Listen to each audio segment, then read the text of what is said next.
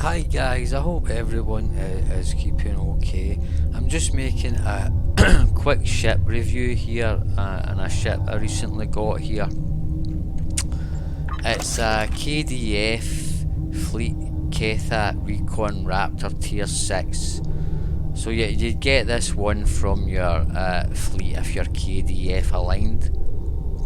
The reason I thought I would actually do this video is really because I couldn't really find anything about this ship. I mean, obviously that I could see the stats on the wiki and on the blurb about it in the shipyard and stuff like that. But in terms of actually finding the videos and information for people that had flown the ship and that, it was very, very scarce. So I did like the look of the ship, and what I could find out about it was actually, I would say, fairly negative, to be fair. So I thought I would just do a quick review and let you KDF Align guys know what this ship is actually like, because until I got it, I'd very rarely, I can't even remember ever seeing this ship about, even above Konos. So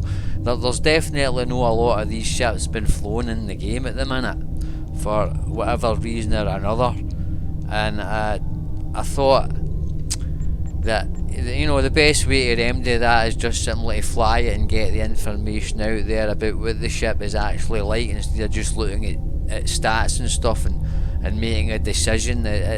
To me, that's never a sound way to do anything.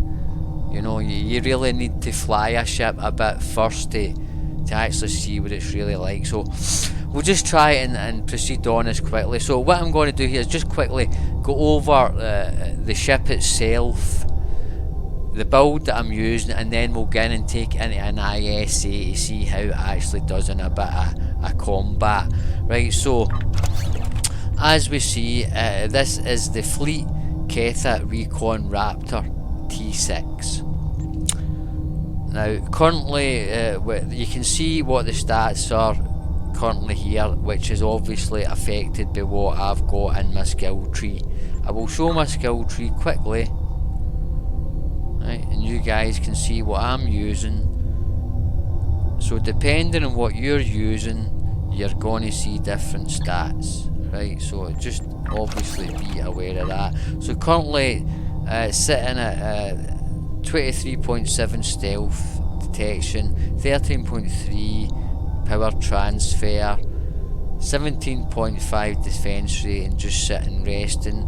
Nearly 76k hull here, 20.5k shields, and mediocre-ish, I would say, resists across the board. Accuracy is decent at 27.8, crit chance good at 39.8, and crit severity again pretty good at 156.7. and just sitting randomly here, 22.3 flight speed and 5 degrees per second turning rate, sitting at rest, bearing in mind. So in terms of weaponry here, this ship is a 4 forward, 3 aft, and 1 experimental weapon. So very much like an escort type ship. It's classed as a destroyer, so it's like a subclass within the game, sort of halfway between, I suppose, like maybe a cruiser and a true escort, like the Defiant or something along those lines. I think is probably where it would sit.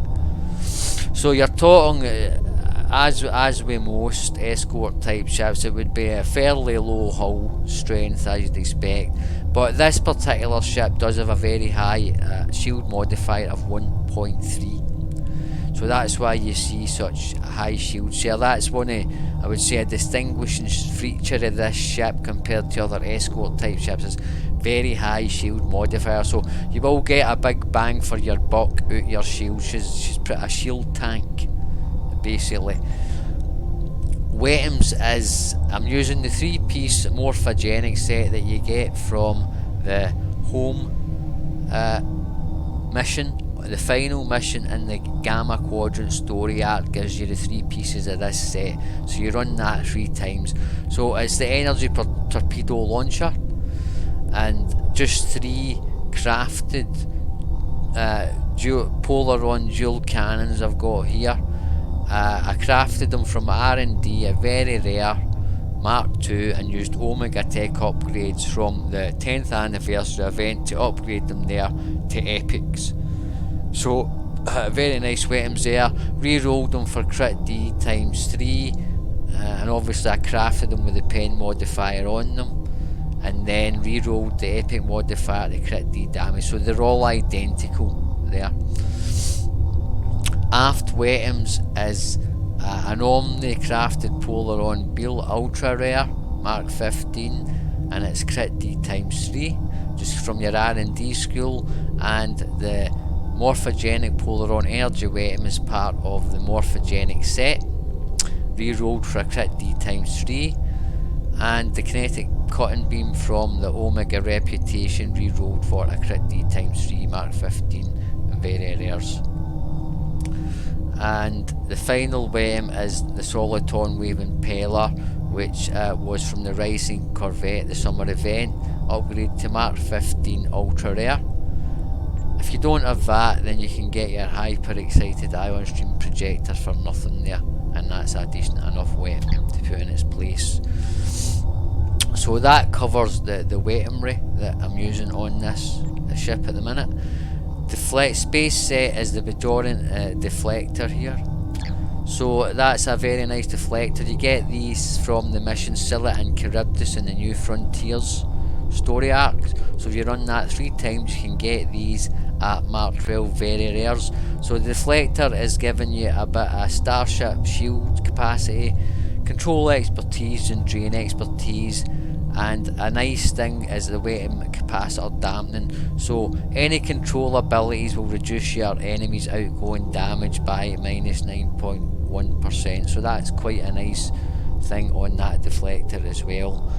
Impulse is the hyper impulse engines, just the way they came out of the box. You can re-roll all of these guys as well, by the way, so if you don't like the mods, bear that in mind. They can be re-engineered to suit your tastes.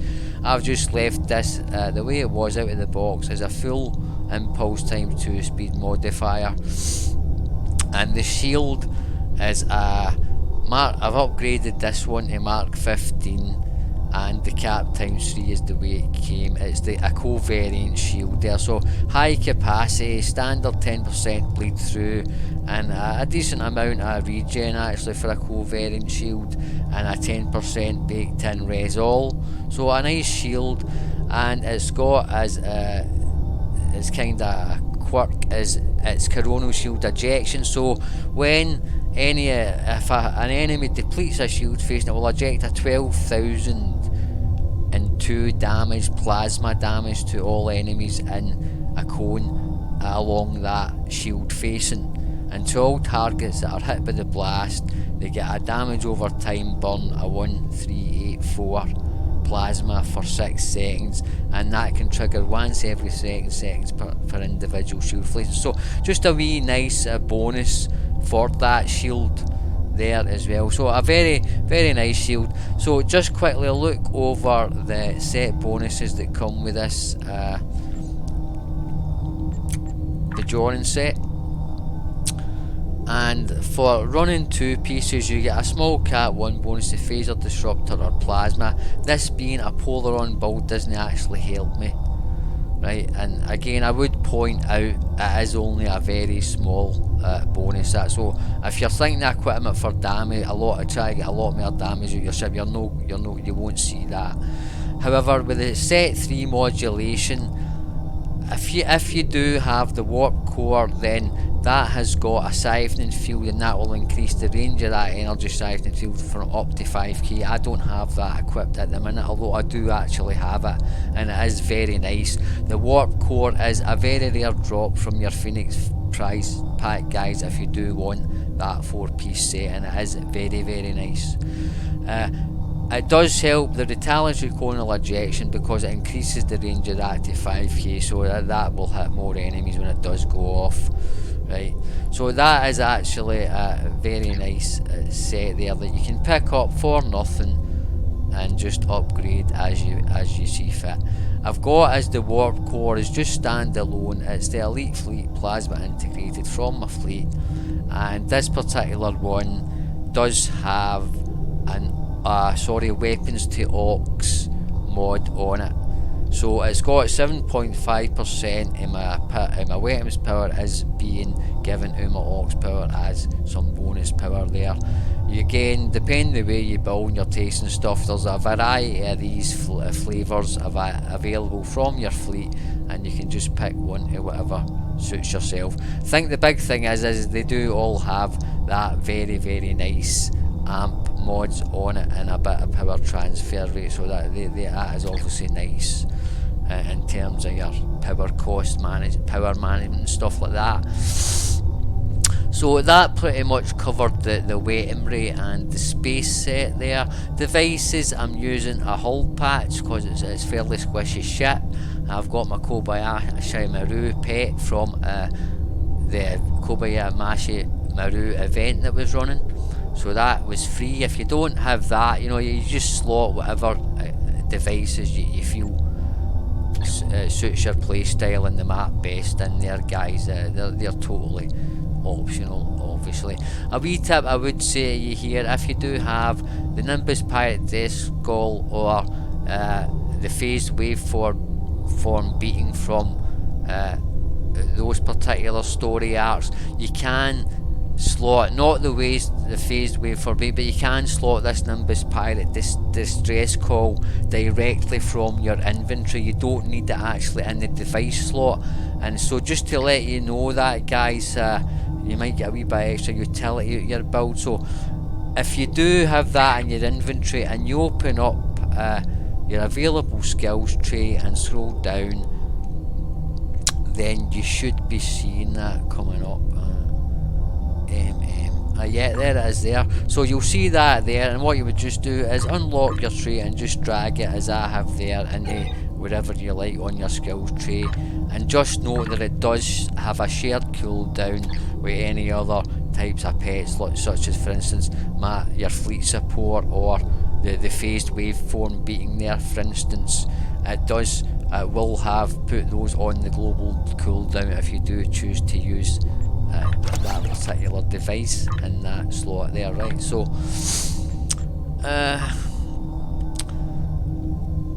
in terms of the slots here, we've got the engineering console, evolved power subcore I'm using, so shield hit points, nice, very high 30% shield resistances, and a combat pet you can summon once every 2 minutes on the clicky, and it will follow you and attack enemies, 3 and random enemies within 10k, and then explode and do kinetic damage to any enemy that's within the 3k. So quite a nice wee console and pet there.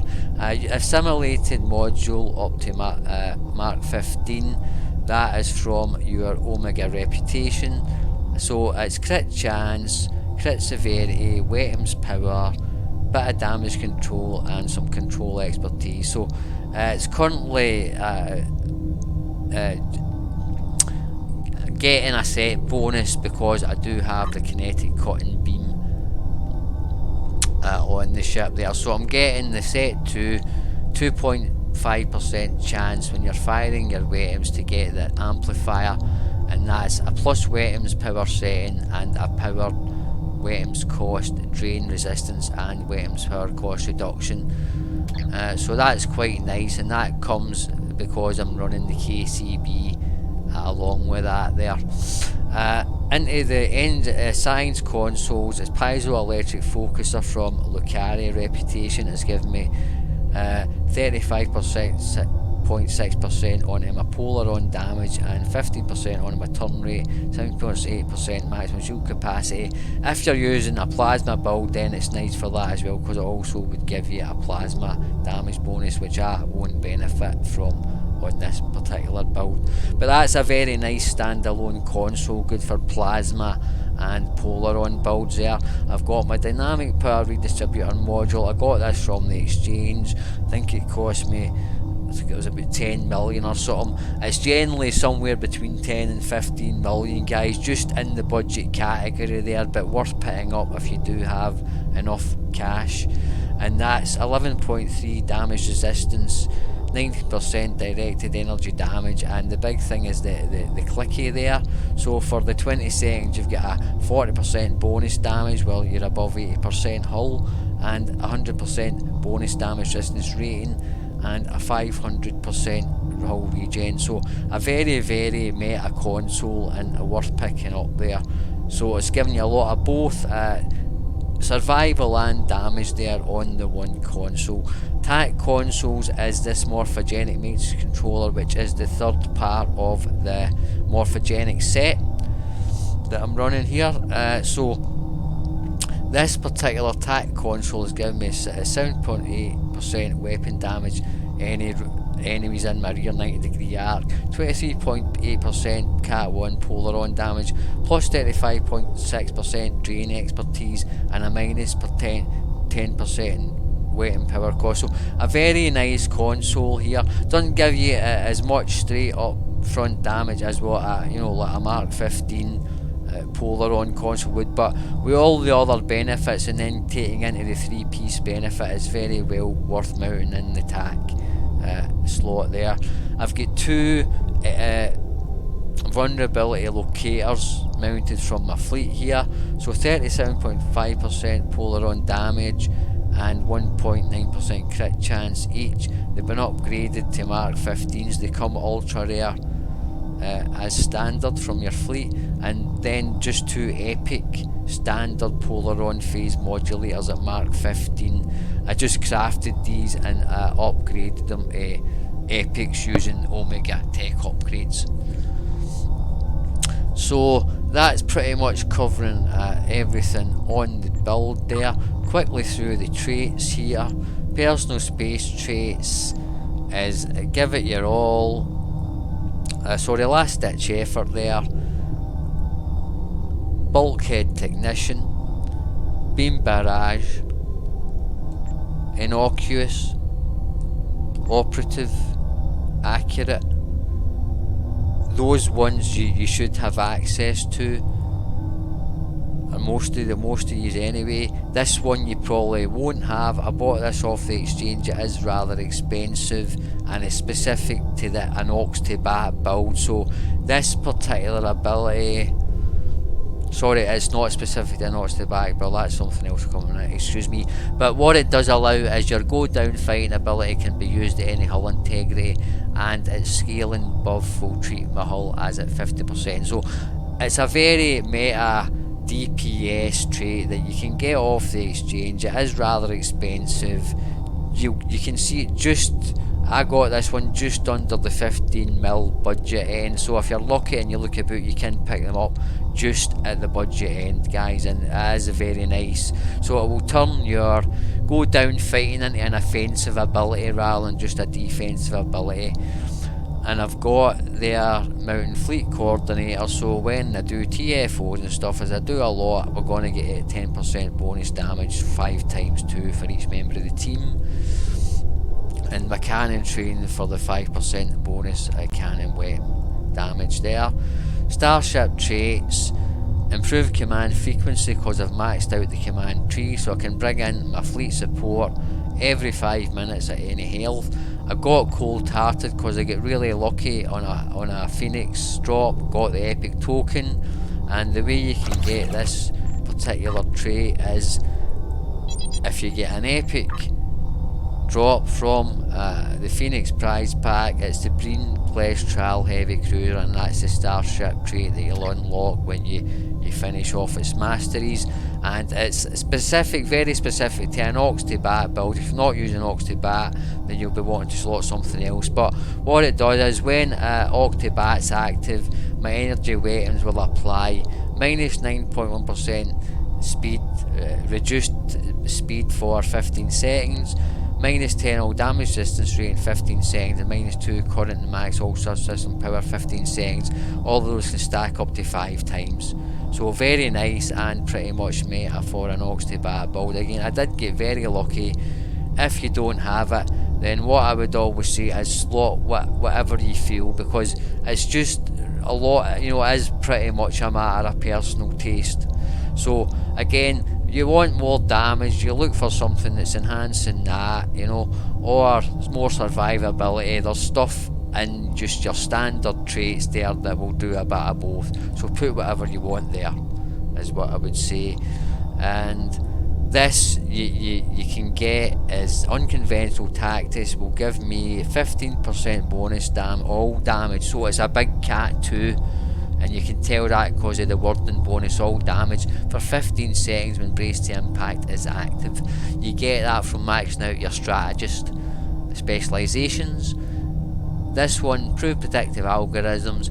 Activating any weapon enhancement ability removes 1 debuff effect and gains 5 accuracy rating for 30 seconds, stacking up to 4 times. When you max out your intel tree, you will have that available. I like this because I'm using scatter volleys, which will and beam fire at walls, which reduce accuracy rating when they're active. So this helps to negate a lot of that, and nice for cleansing any debuffs as well when your hazard emitters, whatever's maybe on the cooldowns there.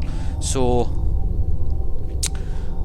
that covered the 4. Again, you know, I'm in a fleet. I haven't unlocked this yet. What I would put there would, you know, maybe something like you know, anything's better than nothing, but maybe something like the preparedness or something that I got from the Cardassian Intel Escort. That seems like one of the better traits there that I would maybe slot into a 5th slot if I had that available. But down to active reputations, as what I usually do is, because I queue in randoms a lot, I don't know if I'm going to get into grounder space, so I try to slot abilities that'll you know, split it up so that it will help me in any scenario that I find myself in. Active space at the minute is the biomolecular shield generator at rank 2, so that you just deploy that and it's a static shield platform. You will see that when we get into combat, and that's quite nice.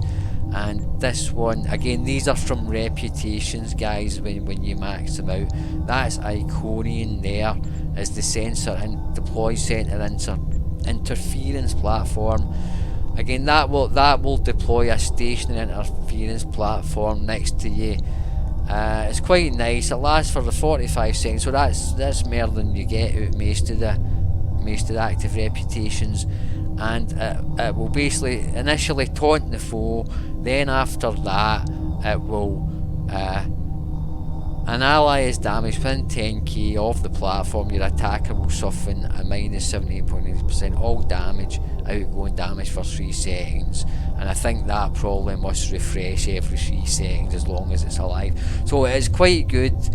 As long as you can keep it alive. With that, you're better to deploy that when there's, like, you know, as it says, a lot of allies, and also pets in your stuff will also buff that, because as it says here, I will get a hull buff, 24,000 hull for each ally within 10k up to 5. So you can begin this an extra over 100k hull if there's enough pets and stuff within 10k. So I would advise that when you are deploying, to try and have either team members or pets within 10k for it, give it more survivability, because it is actually very nice when it's up.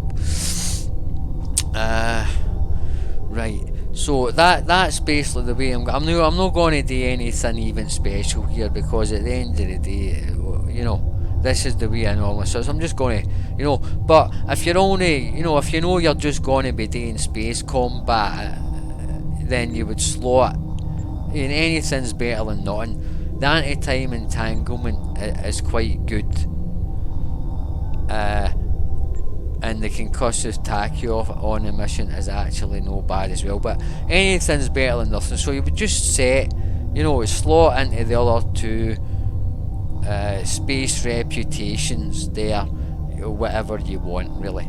Okay, but that's what I've got at the minute. Now, I'm trying to think, was there anything else that I've missed? Yeah, so finally, I think, was just to quickly get out my buffs, because I happen to be a a Recon character, which is basically a Romulan Republic character in effect. I do have access to the SROs, and I have slotted 5 of these guys in here. If you're a non-Romulan KDF, then your Nausicaans is probably your best bet to slot in here, because they've got the pirate trait, and that'll give you a wee bit extra bonus damage and stuff. So that's your next best bet. That does obviously help this build quite a bit, or any build quite a bit, to be fair. And each Romulan operative will give you 2.5% extra crit chance. Yeah, 2% crit chance and 5 severity and 15% recharge speed for your clothing as well. So they're very nice to get. If you do have the Romulan, you can go and get those from the fleet embassy through the exchange guys. They're available if you're a Romulan character only. And they've also got that, which is again quite nice for any cloaked ships. You know, again, this does have a standard cloak, not a battle cloak, an enhanced cloak, but a wee bit of defense rating and a bit of extra bonus damage and a bit extra stealth when you do have your cloak active there. So stations is set up. This has got the 5 stations. It's a Lieutenant Commander Intel. I've chosen Override Subsystem 3 because I really like that one. Because it's an Ox to Bat, I've had to put an engineer in here, so that second one has had to be an Ox to Bat one. And finally, I've just slotted in the evade target lock here for a wee bit of survivability. On the Commander tac seat, which is no specialisations, it's a Scatter Volley 3, a Spread 3, a Beta 1 and a Chemosite 1. If you don't have Chemosite, you can get it on the exchange. You can just slot in whatever you feel like tac team would be, you know, a pretty decent thing. You'll definitely will have access to that. On this Lieutenant tac, I've slotted a beam fire at will. The reason being it procs the morphogenic set, and I'll just quickly come to that in a second. In this Lieutenant end station, I've slotted Ox to Bat 1 and Emergency Power Engines 1. In Lieutenant Commander side, we've got Gravity LOL 1, Polarised Hull 2 will help negate the squishiness of that hull, and Handers emitters for cleanse and hull healing. So what I would quickly point out as well is it's very, you know, with that being the universal, you can be very flexible. Again, I've got the engineer. If you if you want, you know, you don't have to use obviously these intel abilities. You could have like engineering team 3 or reverse shield polarity 2 and stuff like that in there for more survival. So I have a Psi. You could have a Psi buff in there and really go for a lot more, you know, Psi abilities than I've got here. What I would say is, due to the layout of the consoles, it would be difficult to go for full EPG damage build, but you could do decent support Psi builds, you know, drainer control type builds there if you put a Psi in there. And because again that would give you 2 Lieutenant Commander Psis, which is pretty powerful, so you could start to slot, you know, 4 cooldowns. You could just, for instance, leave that as a half Ox to Bat, or just even not have an Ox to Bat build at all, and just put, you know, other abilities in there instead of the Ox to Bat, and start to, for cooldowns, put, for instance, cause you'll have 2 Lieutenant Commanders, you can like use this slot here or this slot here for Photonic Officer 2, which is actually quite powerful now and would give you very nice cooldowns. So just bear that in mind, guys, when you're considering this ship. I really like the bridge officer seating on this ship. Okay, so what I'm going to do just now is then quickly just to explain why I've got. Normally that, as you know, would be normally 3 cannons and 3 turrets. The reason I've done this is because I've put the beam fire at will in, which I normally wouldn't do. It's the reason being the set bonuses from this morphogenic set. So set 2's gives me a 15% recharge time on all your standard attack abilities: beam fire at will, overload, scatter volleys, rapid fire, torpedo spreads, high yields, and mind pattern alphas and betas are all automatic without any other cooldowns at all taking into account. That's a very nice 15% bonus, and that will also stack with any other cooldowns you're getting. Set 3 is absolutely fantastic, and why the set is so great is when you equip all the 3 pieces I have, you will get fire at will or beam overload, giving you a +2 critical chance, starting up to maximum 6%. These all last for 45 seconds. Scatter volley and rapid fire will give me 10% critical severity up to max 3, 30% at the 3 stacks, and spread, high yields, mind pattern alpha and beta. Each one will give me a 7.5% cat 1 damage, starting up to 22.5% at 3 stacks. So just quickly pointing here, because it does last for quite a long time here, 45 seconds, if you've got decent cooldowns at all on your attack abilities, and again, this is helping you get massively for you to get there, you're going to get the 3 stacks very, very quickly in combat, guys. So that's pretty much guaranteed. 6% crit chance, huge. 30% severity, again, huge.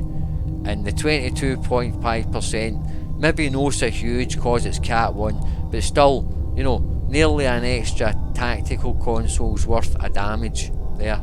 Right, so that's just to quickly explain why I have slotted a fire at will and a beam where normally you maybe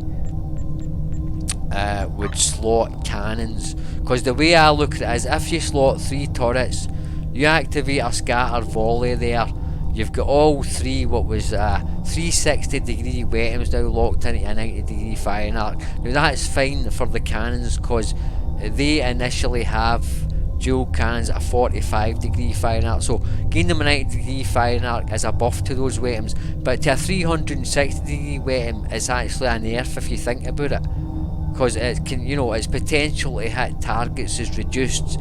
So the way I looked at it is, because you have to slot a beam ability, either a fire at will or an overload ability to proc that morphogenic crit chance, which you definitely want, guys. No matter how high your crit chance is, you can never enough. You want that 6%, so you're going to be wanting to mount a beam ability of some description, right? So I went for the fire at will. Again, that suits this build fine, because these don't lock each other up. That will allow this to proc, to potentially hit more weapons, because while these are on a 90-degree firing arc, because of this, this is still firing at 360 degrees, but it can be hitting multiple targets and applying the cold-hearted debuff and any other procs and stuff on enemies that wouldn't normally be available for a turret that was locked into that 90-degree arc. So I hope that I've explained that. It's something to think about, something I've thought about. You may want to contact me, drop it in the comments, or you can contact me in game.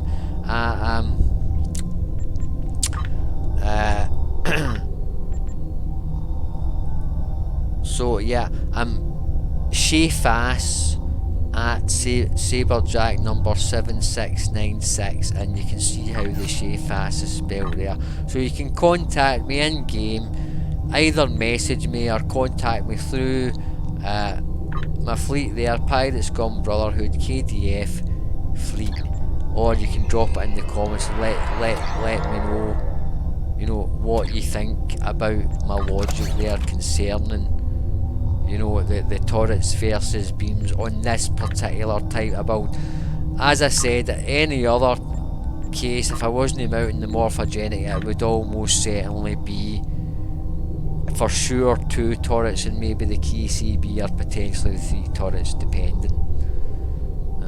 Okay, so I do believe I have actually covered, no, right, one last thing was the duty officers. So I've got active space officers, a projectile officer here who has got a 20% chance to take 5 seconds off the recharge time of that morphogenic torpedo. The only semi downside to that torpedo is that it does have a 12-second recharge, so that can help with that, right? These 3 I obviously need for the Ox to bat, and I've just got her in there. I'm going to change her. I use her when I'm not in combat just to reduce the transwarp time so I can move a bit quicker. When I'm in combat, you get this guy, Emergency Recon Officer, as a rare drop for the Phoenix bot, guys. So that I would strongly advise you to get him. I'm swatting him in actually just now. What he does is, if you look at his description, activating emergency powered engines will cause recharge on evasive maneuvers to be drastically reduced. So basically, what says, you know, what does what it says there, and that is why I do have emergency powered engines there. Whereas, you know, a lot of people would probably want emergency powered weapons there, and I'm not saying that wouldn't be nice, but remember, speed is DPS, and this, you know, having your evasive maneuvers up pretty much available whenever you want it because of that guy. You know, you need to try and fit emergency power engines somewhere into your build, right? So just remember that, and that is why, you know, I could have put it there, but I did like a bit of survivability in my build because I don't have much of that in it really, and I've put the emergency power engines here. You could, you know, you could put that there, and I have been messing with that, and having 2 emergency power abilities on your ship can be quite nice. So again, something to consider. So I would recommend getting him the next time you've got a spare rare Phoenix token. So we're going to take the ship into combat here. I do believe we have looked at everything. I'm just quickly going to move my toolbar here because I don't like him sitting there. I usually have it over here. So you can see the way I've got my toolbar. I'm not going to go in depth in it because, you know, it just takes too long. But weapons are set to auto firing, which I recommend you. You get in, you do this through the options, guys. If you don't know how to do it, it's controls. So you get into controls, you have to be in space, and it's toggle never cancels at the bottom of your controls. For auto firing, what you do is you just right click on a weapon. So I've just set that off because it was on it. So you go to any weapon, highlight it, right click, it will confirm in the tooltip as you see at the top in green, auto firing, right? And when you want to have the, you know, that tells you. So when you want to activate the auto firing, you just click, you will see them begin to flash and auto firing is active. What that means is every time you switch a target, your weapons will auto fire on that target, which is what you want. You know, you don't want to have to think about that really, right? So that's why that's there. I've set up my abilities the way I like, very much a matter of taste, but you want to be trying to chain your abilities for maximum damage. So you can see the way I've changed my abilities there. I'm not saying it's absolutely optimal. You know, I do sometimes change these about a wee bit, but basically all offensive abilities are key bound to the key number 1. So the key binds is again something you can download off the internet. Just Google Star Trek Online keybinds, download it, read the instructions. It's very easy to do, and you can keybind, which I do recommend, is keybinding at least some of your abilities that you will want to spam as much as possible. There's really no reason to have them down, and even more so because I'm using the morphogenic set. I just want to be basically spamming this as much as possible for the severity and crit chance boost that it will give me. Right, so I usually have offensive there, keybound 1, and I'm using voice attack, so when I begin to combat you'll hear me saying 1, like now, 1. Now I have to activate, it helps if you activate voice attack. 1. So 1. So you see, basically what I've done is using the voice attack. Just Google voice attack, download it. It's very cheap, very awesome. Read the instructions, you can set that up. So instead of having to sit and spam the number 1 or space bar or whatever key that you choose to bind to, you can just speak that number 1. Right, and just keep repeating that, and it will just chain all your abilities. Right. 2, I have what I would generally categorise as, you know, offensive abilities that are not quite so vital to have spamming, but are still you want up as much as possible. So I've got like my chemo sight, my vulnerability assessment. You know, there's just the thing is, you've only got 10 here. I would wish they would ask, instead of more actual trays, more actual numbers in the row would be nice, because I would slot these down into that first row if possible, because they are offensive abilities. When I run out of offensive abilities, I start to add healing abilities, so that's why I've got my polarized hull here. Then I've got my tactical fleet, my Kobayashi Maru. These are bound to buttons because you don't necessarily want to be spamming that these things as much as possible. So I'm using a joypad, so I've just got this bound onto some keys on my joypad. As for 3, I have generally try to put healing in here, so if I had like engineering team, I'd usually put that in there as well. I've just really have hazard emitters here. My tactical initiative doesn't really matter because I'm using Ox to Bat, which is there, and I've got engines capacitor just in case my engines go out. So with the subsystem override, subsystem safeties, there's a chance that you know, you will get a subsystem offline for the 5 seconds.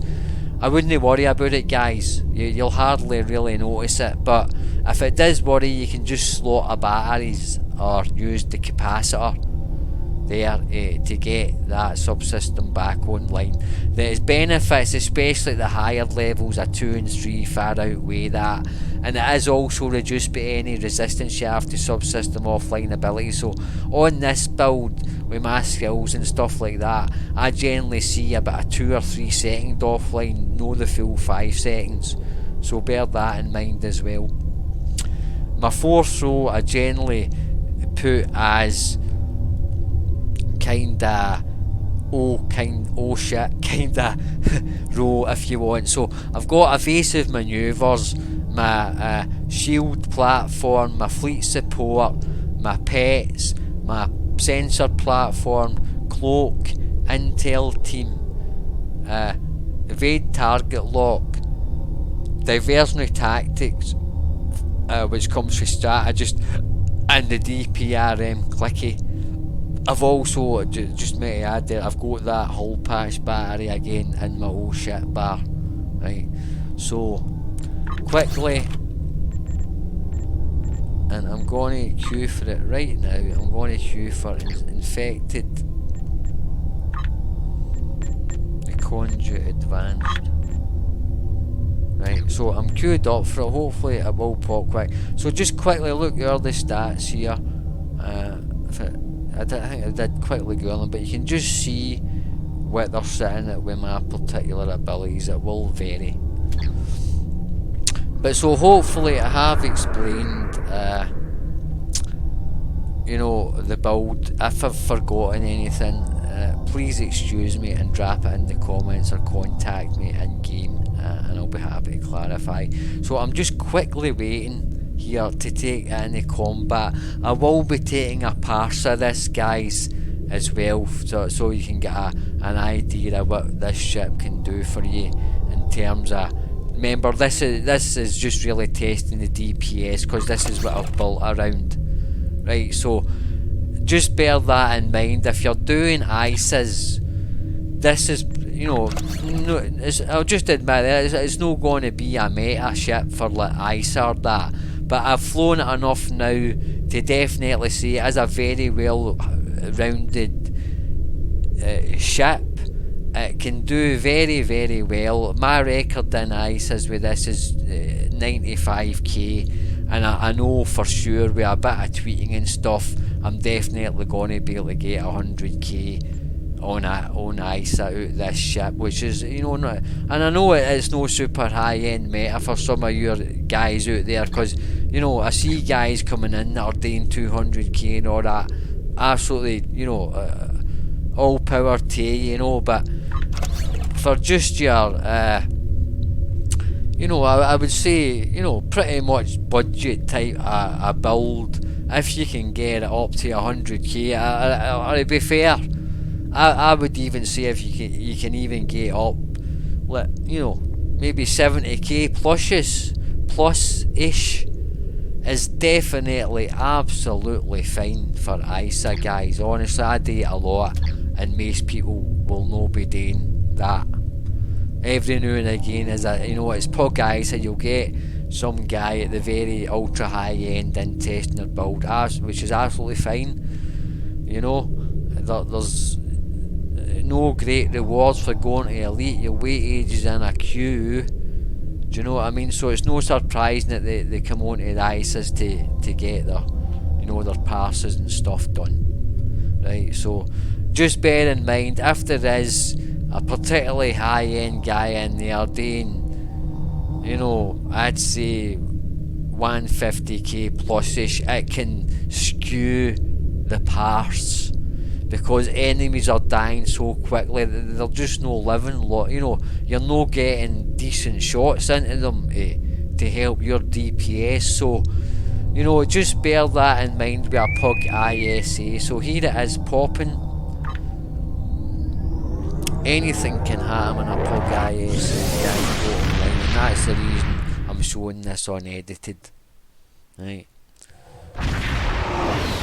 So I think we've got a pretty powerful. The situation is grim. Now what I do is I plot my Kobayashi Maru, plot my weapon zone on fire, and I've got everything. I'll pop my code and select this cube on the right. I prefer to work my way around.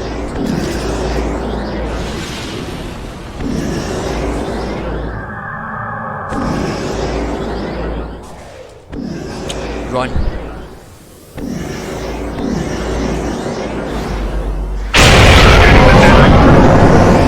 Got it. Additional data is available. One.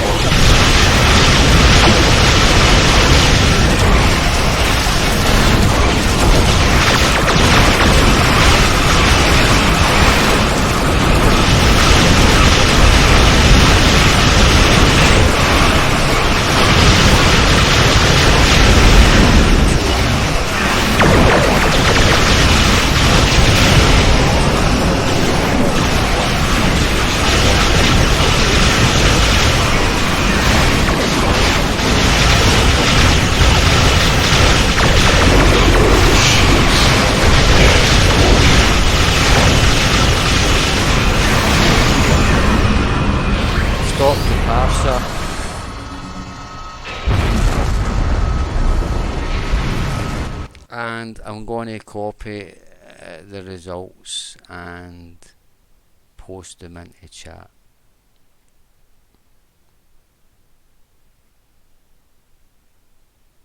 So just bear with me here. Right, I'm copying and pasting.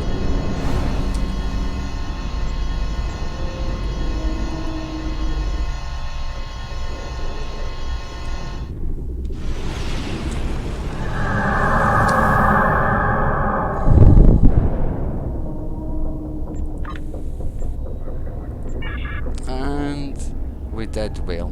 We finished the TFO and succeeded. So I'll just accept my rewards there. I'm going to leave the map. So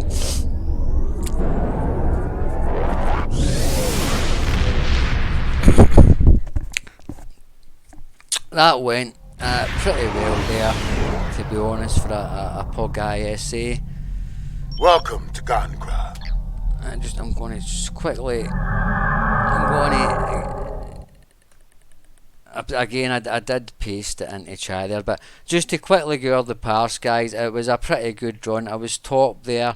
I had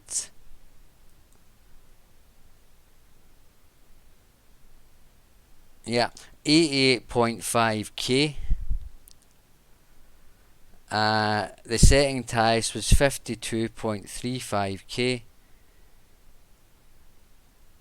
45.42k, 18k and 14.2k, guys. So very, very nice performance there for the ship. I'm actually very happy with that. There was only one death in the team. I will post these, I will pin these results in the comments below the video if you want to have a look as well. So that was an excellent performance for the ship there. I was top of the team there by a good chunk, and I didn't die. Now what I'm going to quickly do is I'm going to just quickly, before I end the video, drill down into the actual combat report to give an idea which each individual weapon was doing there. So the top scorer was the Cannon Scatter Volley 3, was doing 9, sorry, I'm getting ahead of myself here. The global results were that at a max 1 hit, it was a combat time 241, max 1 hit 1,553,616, target beef debuff 129.7, attacks 1,388, hit rate was 99.3, crit rate 37.49, flank 13.77, 17 kills, hit by rate 75% and didn't die. Total damage out, hull damage 12.75 million, shield damage 1.475 million, heals 13.3 thousand, hull shield tail 70,000, damage into myself was 16,000 hull and 297,000 shield. God, that's what I was saying about this being a shield tank. That was an absolute huge amount of shield damage. But Weapon Scatter Volley 3 was top, 19k.3k, and got 5 kills. Soliton Wave Impeller was second, 13k, didn't get any kills though. Dual Polaron Cannon Standard Fire was next. They were hitting 11.6k and got 2 kills. Morphogenic Torpedo under Spread 3 was giving me 10.9k and got a very nice 4 kills. Kinetic Cotton Beam 7.3k, 1 kill. Polaron Beam Array under Fire at Will 1 was doing 6.7k and it gave me a kill. My pets done quite nicely there at 6.5k and they got a kill.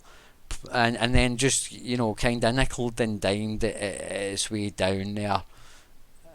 Basically notable, I would say, was the Kima site. It was quite nice. That gets procced with your torpedo spreads. That did 1.3k. So that is quite nice if you can pick it up off the exchange there, guys. It'll get you a nice wee bit of extra damage.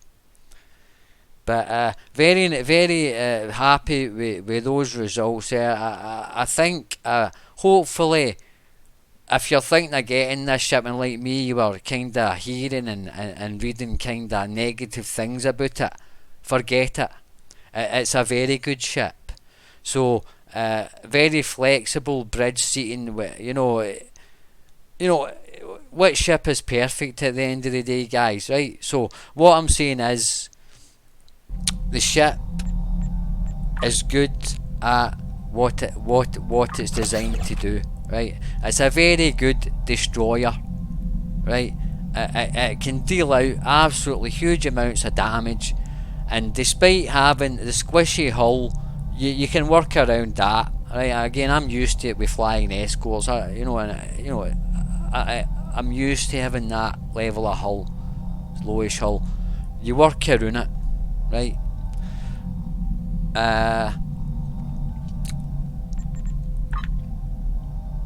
The bridge officer seating is definitely absolutely fantastic in terms of the different playstyles that it does open up for you as well. So that's a big point in its favour. I would give it as an escort.